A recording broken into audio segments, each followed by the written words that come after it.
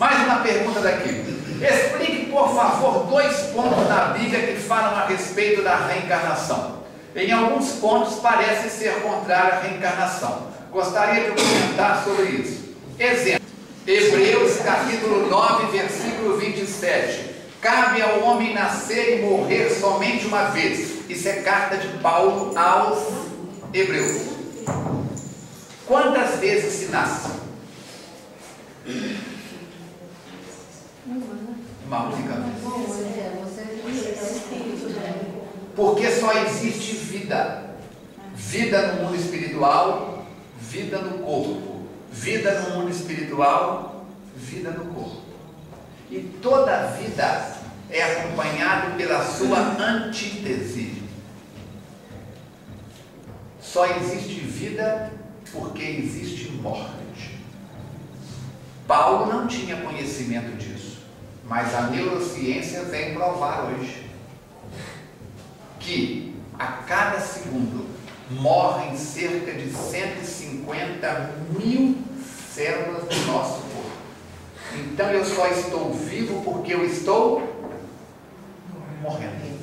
A vida é contínua e dentro da vida a morte é contínua. Dá para entender? É nesse sentido. Por isso, Paulo dizia que é necessário morrer o homem velho.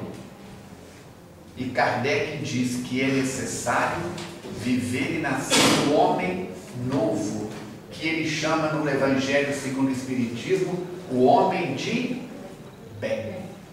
A missão da doutrina espírita não é nos transformar em santos, é nos transformar em homens e mulheres de bem. Dá para entender a diferença? Agora aqui não tem a outra, que é que explica 2 pontos, mas só tem uma. Não, mas eu escrevi. São 2 dos vários que existem. Ah, tá. Achei que era 2 em 2. Eu dei um exemplo só, mas eu Ok. Uma pergunta de vocês agora. Em relação a isso aí, vida e morte do espírito, existe morte do espírito? Não, existe morte. Só existe para que a vida se sustente. Há uma morte contínua. Tem sempre algo morrendo. Mas no caso, morte da carne. Morte da carne, morte dos hábitos, morte de parte do ser. Tem um trecho na carta, tem um trecho no Evangelho que diz assim: Deus quer a morte do pecado e não a morte do pecador. Então, quando está vendo em você, pecador, no Falcone, pecador, uma parte está morrendo, que é o pecado, para que se manifeste em nós o homem de bem, nós estamos vivos dentro da morte. A morte do homem velho, para que nasça o homem novo. No Brasil, nós não temos as estações muito definidas, mas na Europa, você vê as folhas das árvores amarelando e caindo. Você olha para a árvore e fala assim: morreu. O broto está em latência e daqui a pouco, quando a neve passar, espouca a vida. Dá para entender? Del já levantou a mão umas 3 vezes e sempre alguém fala antes. Sobre causas e efeitos. Bebida, fumo, jogo, isso me faz mal. Sim. Se eu uso e se eu vendo, continua na mesma sintonia? Viu? Gente, ele hoje está assim pegando pesado, né? Ele hoje não quer saber de usar, não, tá vendo? É só saber de beber. Ele não vai beber nada.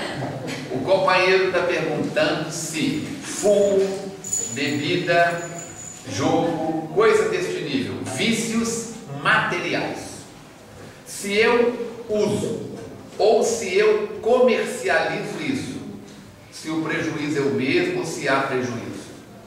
Nós temos que lembrar que há comportamentos e comportamentos. Se a criatura trabalha numa área que é viciante, depreciativa da qualidade de vida daquele que consome o produto, ele é corresponsável com aquilo. E, tomando consciência, precisa de tomar uma decisão. Eu não estudei o que eu estudei dentro da medicina tradicional chinesa para ter um consultório e ter isso como profissão. Eu fui atrás para conhecer, para aprender. Eu tinha uma firma com muitos empregados que trabalhavam com toneladas e toneladas de um produto altamente viciante.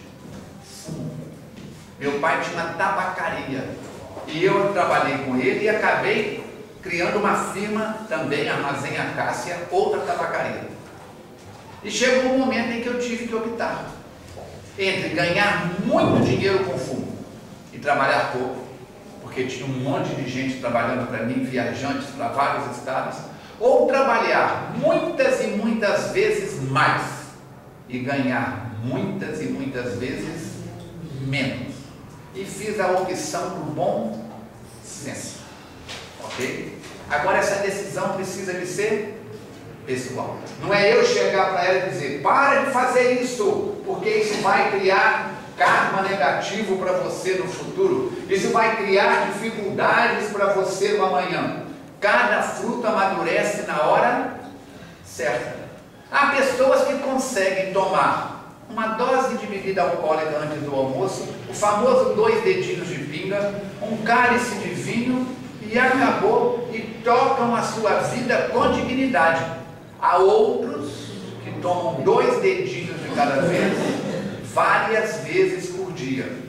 Aquele que está tomando uma pequena quantidade, mantendo as aparências, ele tem a agravante que eu disse para o companheiro de estar usando álcool, mas tem atenuante do autocontrole.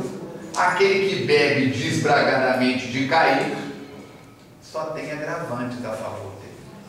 Alguém que trabalha numa rede de supermercados, e essa rede de supermercados tenha entre os seus produtos na prateleira bebida alcoólica, terá uma agravante, atenuante diferente de alguém que tem um botequim, um barzinho, só para embebedar o próximo. Dá para entender? Então, tudo na vida tem agravantes e atenuantes.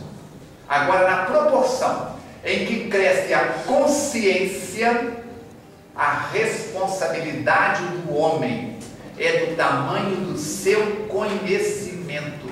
Se eu saco de uma arma e atiro em alguém e mato, esse homicídio é diferente de um índio lá na mata que mata o índio da outra tribo por defesas disso ou daquilo.